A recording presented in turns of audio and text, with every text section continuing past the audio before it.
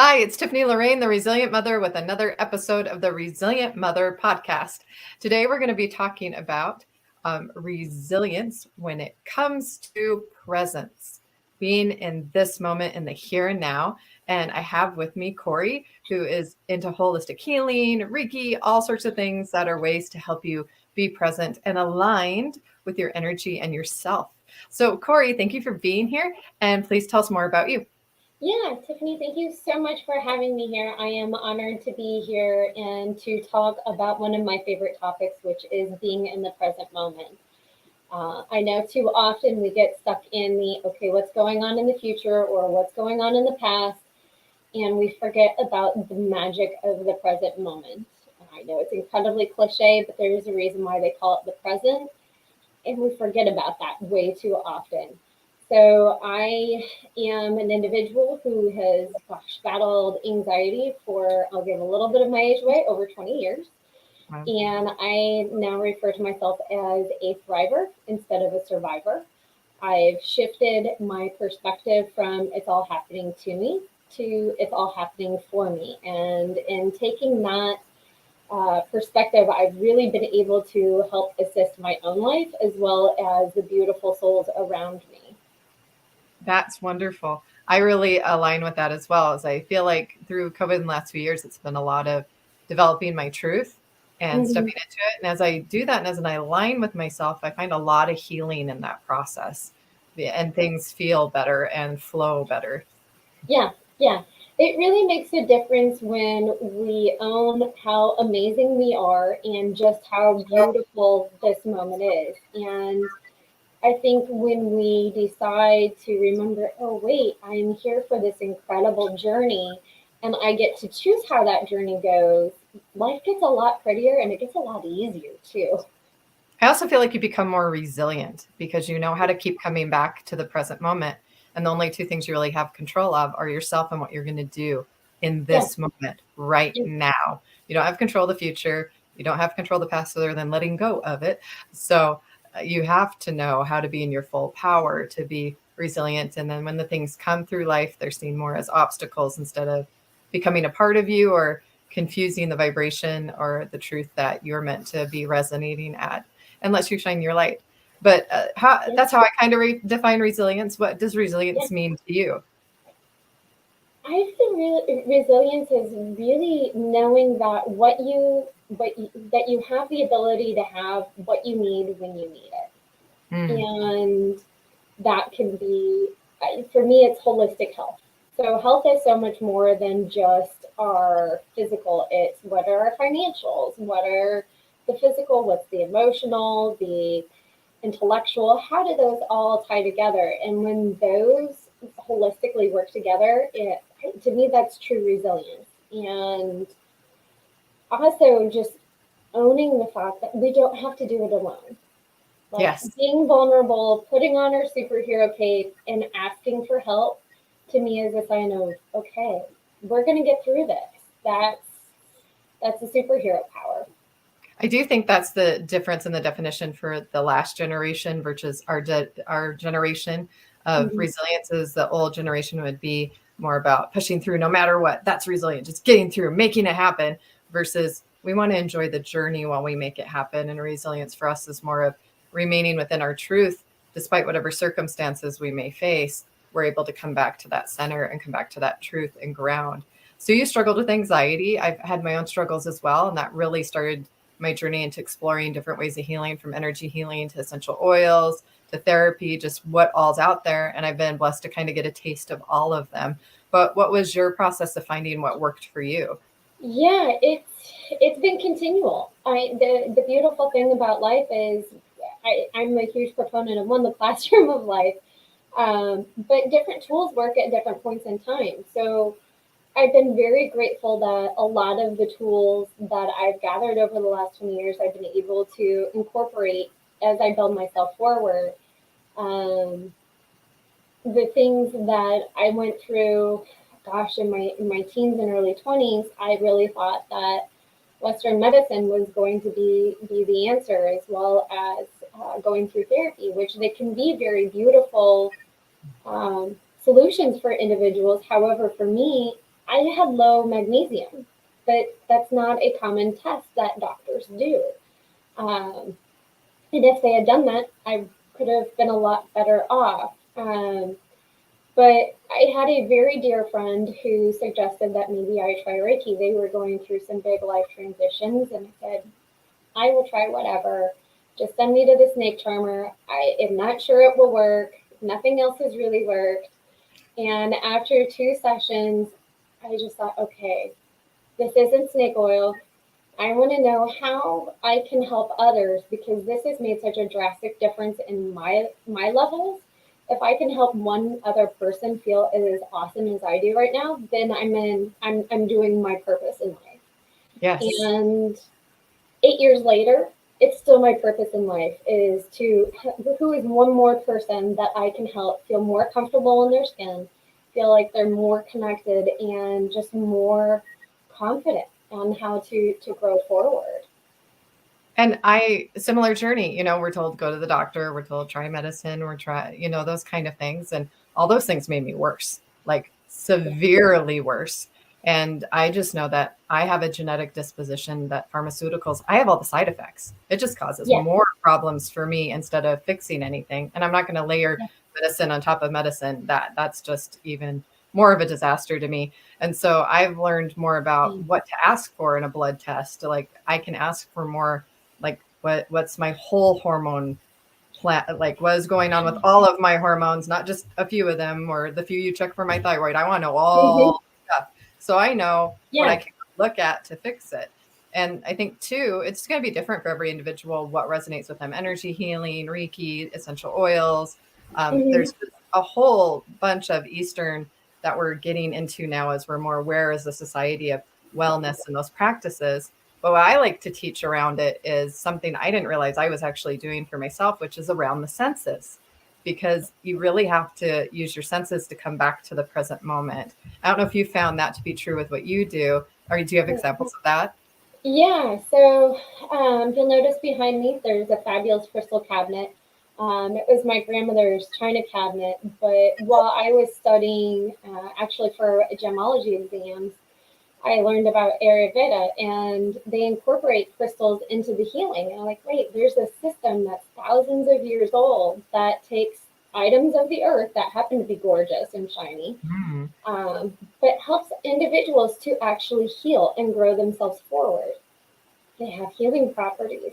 To me, it was an eye-opening experience. And some people really resonate with them. I very obviously am one of them, but building on that, then there are essential oils, and they're another great gift of the earth. And the oils not only smell good, but they have their own healing properties. The food we eat, just getting out in nature, the different senses and the different ways we can tune into the senses completely can make a difference. I frequently give my clients the homework of go get your feet in some fresh water. I'm not talking about a bathtub. I'm not talking about a puddle. Let's actually go. I mean, I'm in North Carolina. We have all kinds of water around us, whether it's up in the mountains, we're not far from the ocean. Go reconnect, or put your feet in the grass. How does that feel?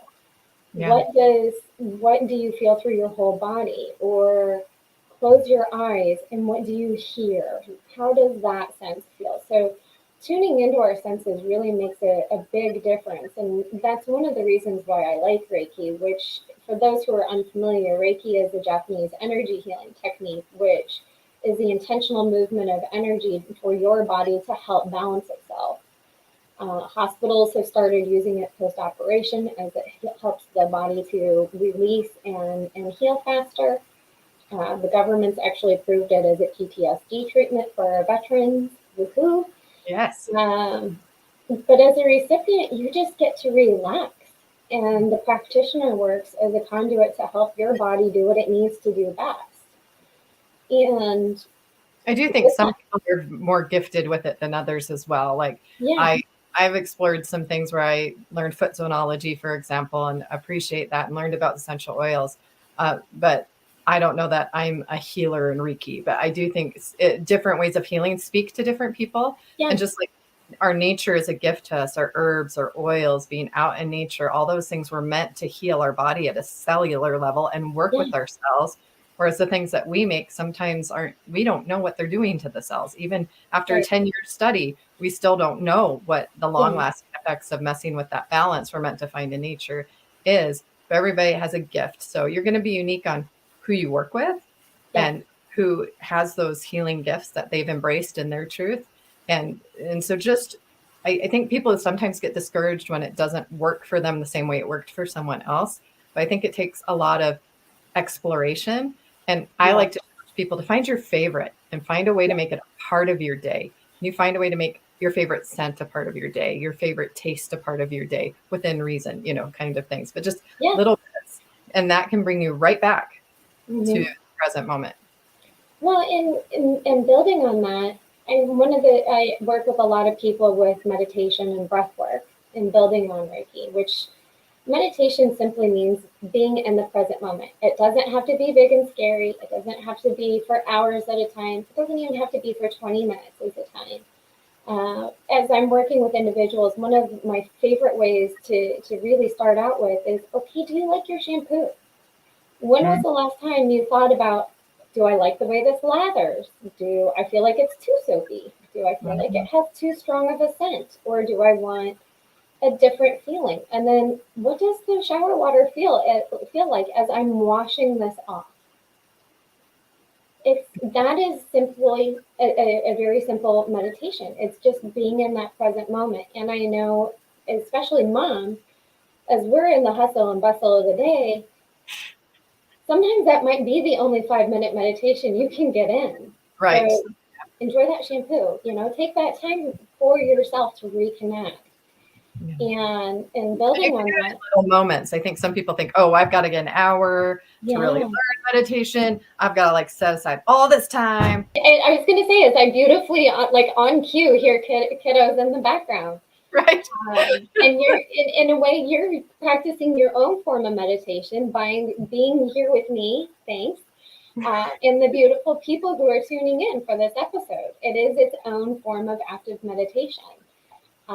One of my favorite things to do is, instead of just listening to music or different things when I go for a walk or a run, I'll put my earbuds in so people won't bother me, but I won't turn them on.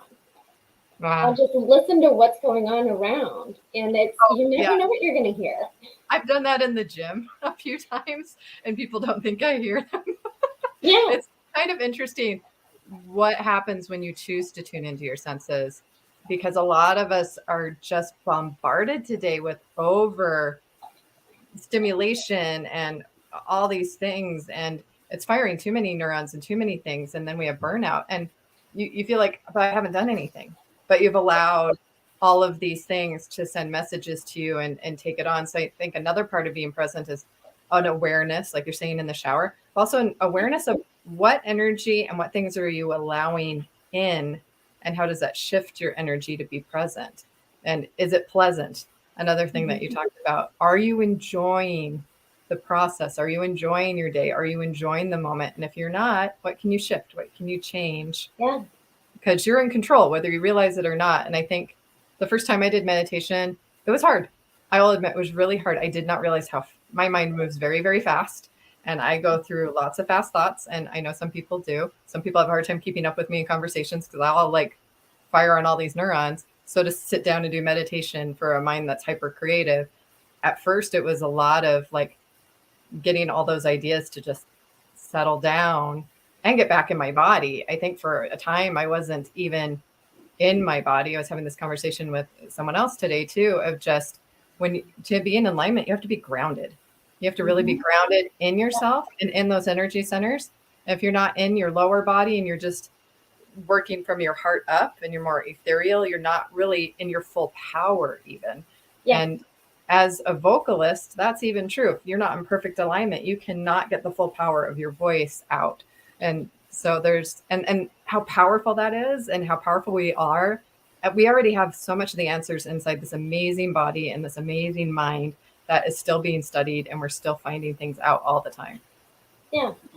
And that's why I love studying the chakra systems as well. I do a lot of my work based on the traditional seven chakra system or the Hindu system, because so much of our life we either hyper focus on, okay, I need to be thoughtful, I need to focus on my feminine, or I need to take action. It's time for me to embody more of that masculine, and we can do both. Yes. And that's another beautiful way of being in that present moment of, okay, which energy is really coming through? Which energy do I need in order to be the best person in this moment? Is this what I need to display? And there are great ways to, whether you're a Reiki practitioner or not, get reincorporated into your own skin. There's a lot to be said for that parasympathetic side, or taking those really good deep breaths throughout the day, right? Mm-hmm. There's a reason why we need to get down into our belly in regards to our breath. Yes. And that helps that root chakra, or our masculine energy, reincorporate, so we're better balanced.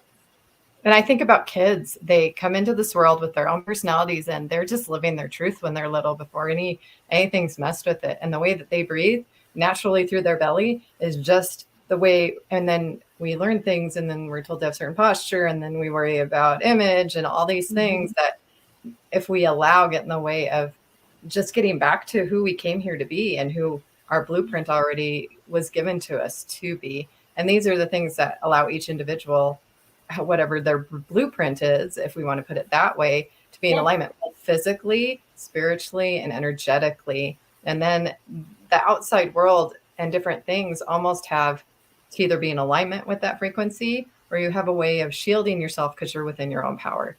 Yeah, yeah. And that's a beautiful thing with being a parent. You can learn from your kids and they can learn from you too. So children so often will let us know, okay, I'm really not happy. Their attitude changes. And it's very simple to watch their breathing change. So there are simple, deep breath exercises that you can do. Like, okay, so let's take a really couple good deep breaths. And what's going on? Yeah. Or let's shift the energy by incorporating some laughter, which is a totally different energy. Um, and I'll apologize now because, of course, my brain is not quite remembering it. But there's also, and it's either a calming breath to breathe in through your nose and then out your mouth, and a reconnective breath to breathe the opposite way. And so that's the reason why within yoga you breathe the way you do. It's to help calm and help to detox your body. Mm-hmm. And I'm like, okay, yet again, that's another practice that's been around for thousands of years. And one I hadn't even thought of, I experienced during COVID. I did some studying with the Coaching Institute, not quite certified yet, but I did work with them a bit. And what drew me to them is Natalie Peja does a meditation every Monday, and she's doing it during COVID. And one of the things we did was just nasal breathing, just breathing in and out of your nose and plugging. And I'd never done that before. And it forced so much of a slow down to really be connected with your breath. And you can't do it without really stepping into yourself and paying attention, because we stop breathing, we don't keep going, and so we don't realize how powerful that's a part of us.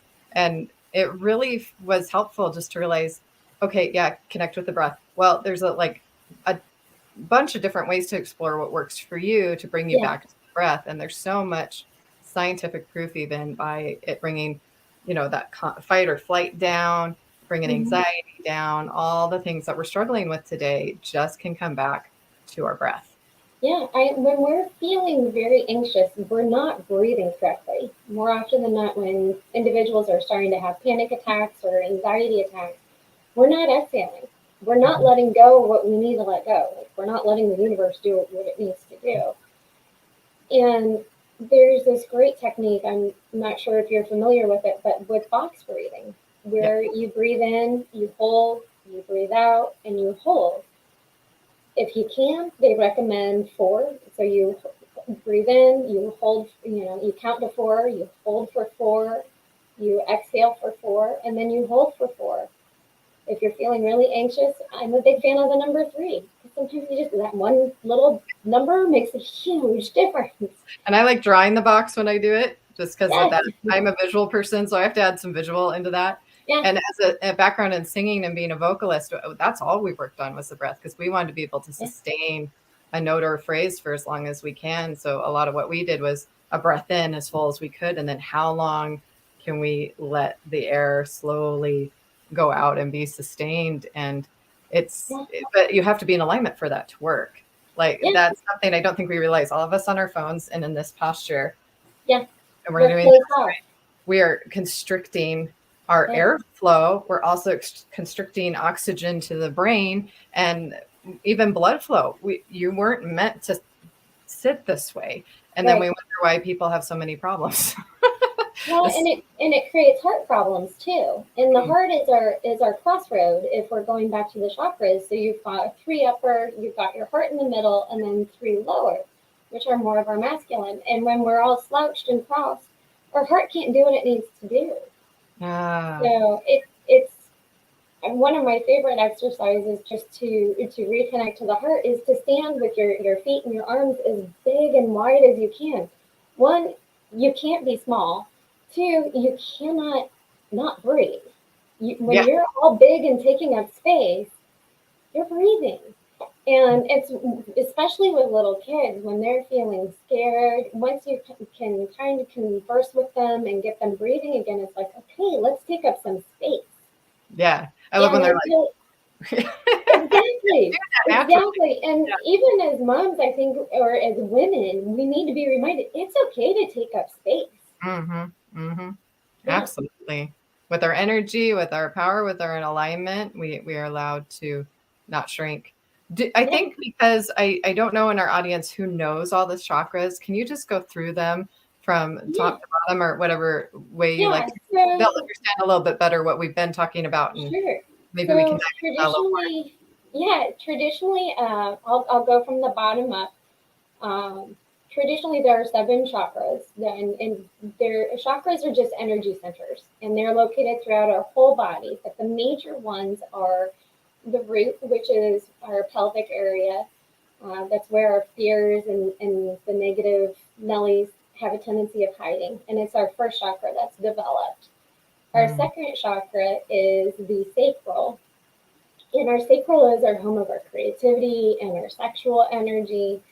And it's also where women carry a lot of tension, and we unfortunately have scar tissue too. But it's the second chakra that's developed. And in my opinion, one of my favorite ones to work with, because when we get that creative energy healing, it's amazing what we can help ourselves and the people around us do. Yeah. Opens up possibilities and options.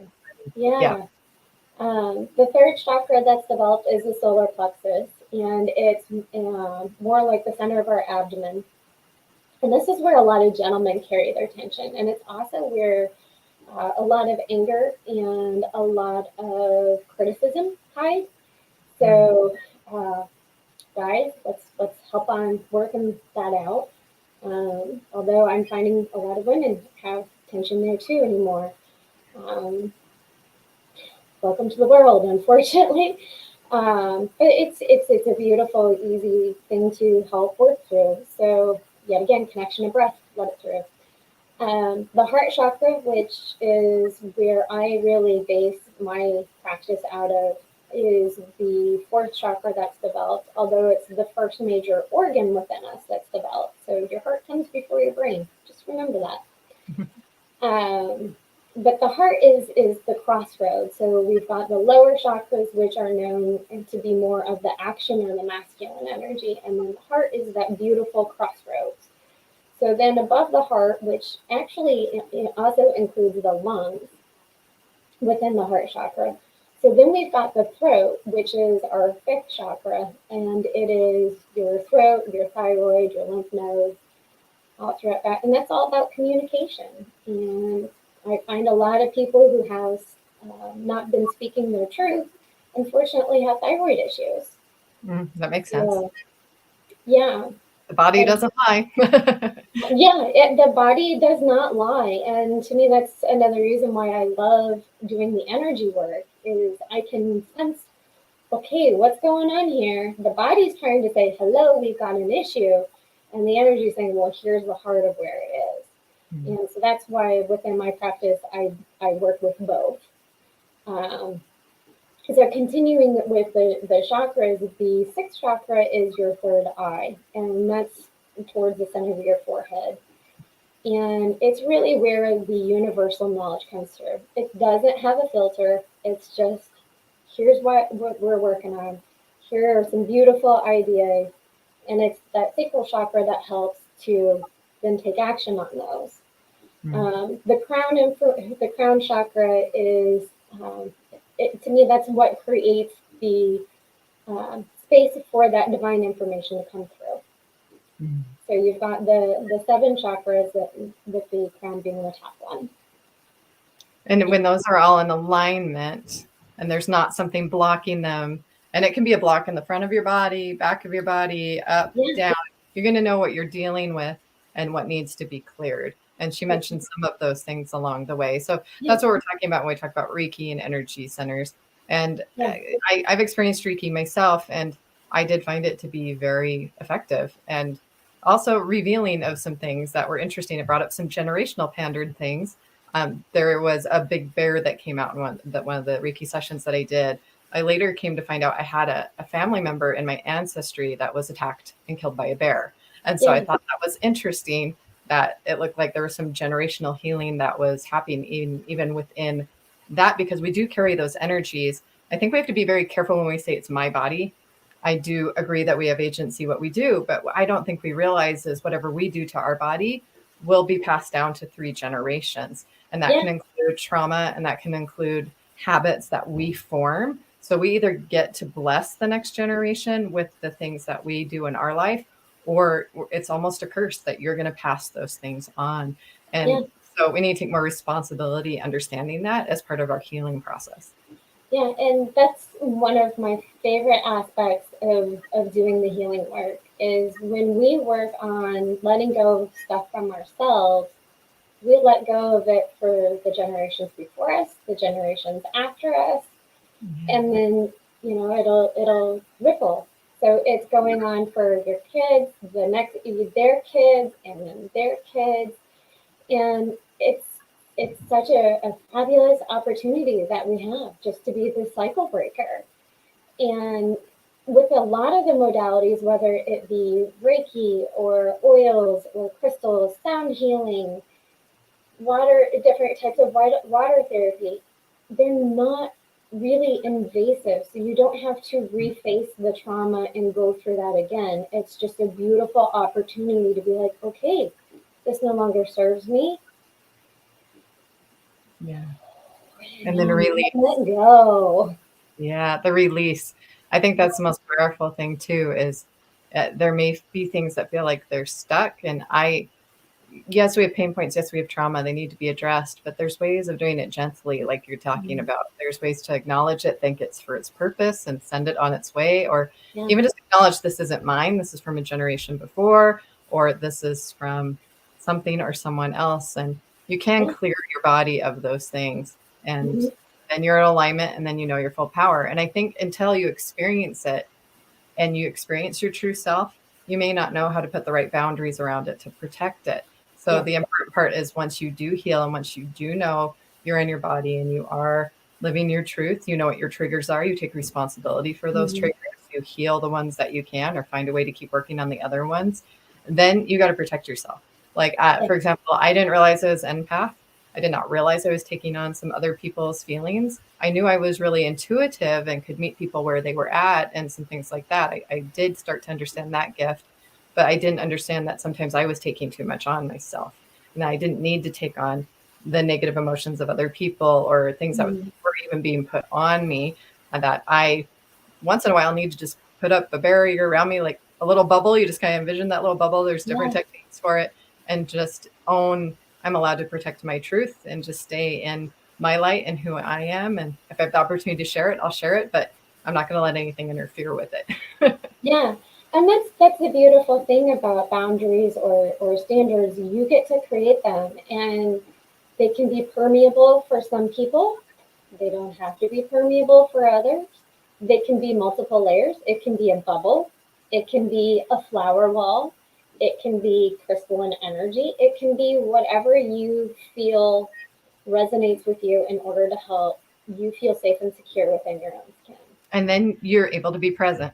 I don't think you can be present in the here and now if you aren't doing these things actively and having that level of awareness that just threw me off. That's not in alignment. I don't want to take that energy on, and be conscious enough to make those choices. And I love that our world is moving more in that direction today of I'm not going to do work that doesn't allow me to stay in my positive energy of who I am.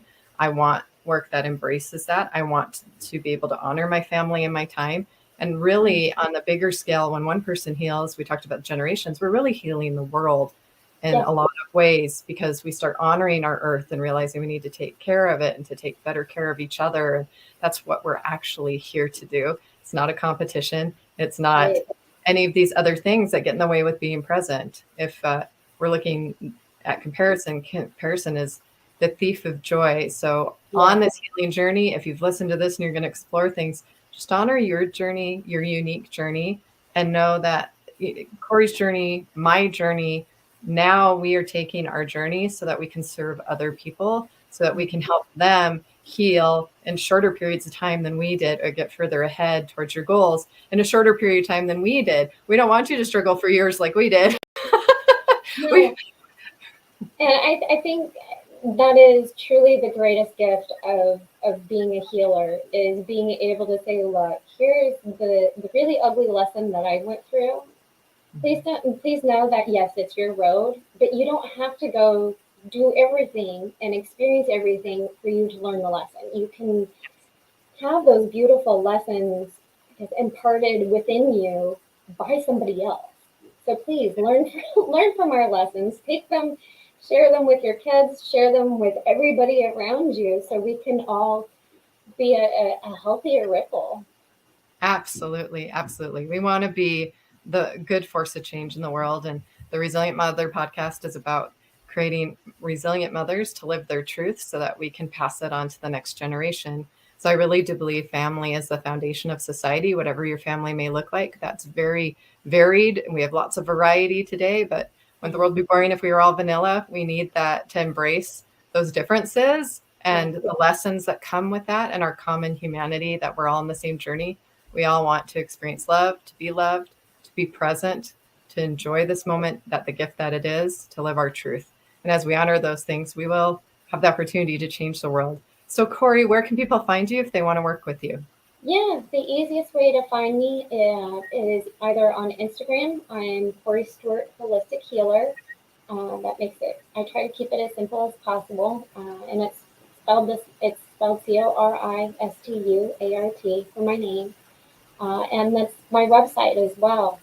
I'm perpetually updating things on both Instagram and my website, and I'd be honored to be of service. So if you need some Reiki or you want to learn more about what you heard today, you know where to go. And we will see you next time. Thank you for being here. Please give us feedback. I'd love to know what resonated with you today on this episode. You've got different channels that you can do that on. Reach out to me or reach out to Cori, and we'll see you at the next episode. Thank you for being here. Bye.